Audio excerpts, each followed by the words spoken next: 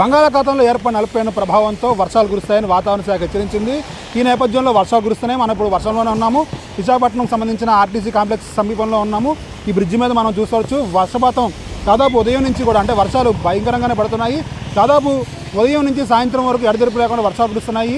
ఉదయం వచ్చే వాన సాయంత్రం వచ్చే చుట్టం అసలు వదలవు అన్నట్టు మొత్తం వానలంతా కూడా బాగా పడుతున్నాయి, విస్తారంగా పడుతున్నాయి. అటు పాడేరు అరకు ఏజెన్సీల్లో కూడా ఇదే పరిస్థితి ఉంది. మనం ఇక్కడ మొత్తం విజువల్స్ చూడొచ్చు. వర్షం భారీగా పడుతోంది మొత్తం అన్ని ప్రాంతాల్లో కూడా. ఇవాళ చూస్తే కనుక ఇటు ఉత్తరాంధ్ర నుంచి అటు ప్రకాశం జిల్లా ఇటుపక్క వరకు వానలు పడతాయని చెప్పి ఫోర్కాస్ట్ ఉంది. దాదాపు 2 రోజుల పాటు ఇవాళ రేపు ఎల్లుండి కూడా వానలు ఉంటాయని చెప్పి వాతావరణ శాఖ సూచించింది. సౌత్ ఛత్తీస్గఢ్లో ఏర్పడి ఉన్నటువంటి ఉపరితల ఆవర్తనాలు ప్రస్తుతం అవి నార్త్ మధ్య మహారాష్ట్ర అండ్ దాని దగ్గరలో ప్రస్తుతం అయితే ఉన్నాయి.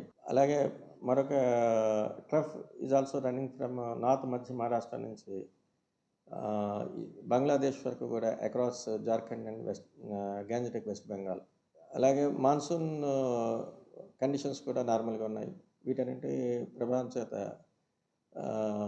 రాష్ట్రంలో అయితే గ్రాడ్యువల్గా రైన్ఫాల్ యాక్టివిటీ అయితే డిక్రీజ్ అవుతుంది. నెక్స్ట్ 24 hours అక్కడక్కడ ఉరుములతో కూడిన జల్లులు వచ్చే అవకాశం ఉన్నట్టుగా మనం ఫోర్కాస్ట్ ఇస్తున్నాం. ఇప్పుడు ఉన్నటువంటి మాన్సూన్ కండిషన్స్ తీరం మటుకి అలాగే గంటకి 35 నుంచి 45 కిలోమీటర్ల దాకా కూడా కంటిన్యూ అవుతున్నాయి. వీటి కారణం చేత తీరవెంబడి ఉన్నటువంటి కంప్లీట్ ఆంధ్ర తీరవెంబడి ఉన్నటువంటి మత్స్యకారులందరూ కూడా వేటకు వెళ్ళొద్దని చెప్తున్నాం.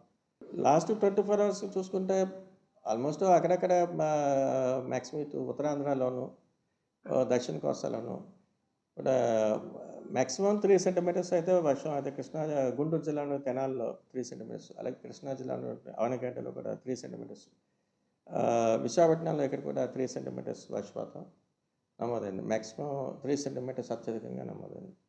విశాఖ తుఫాన్ హెచ్చరికల కేంద్రం వాతావరణ శాఖ సమాచారం మేరకు మరో 3 రోజుల పాటు ఇలాగే పరిస్థితి కొనసాగుతుందని అంచనా ఉంది.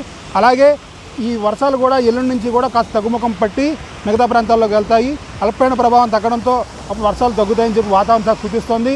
మొత్తమే చూసుకుంటే కనుక వాతావరణ శాఖ సూచనల ప్రకారం చూస్తే వానలు ఎడతెరిపి లేకుండా పడుతున్నాయి.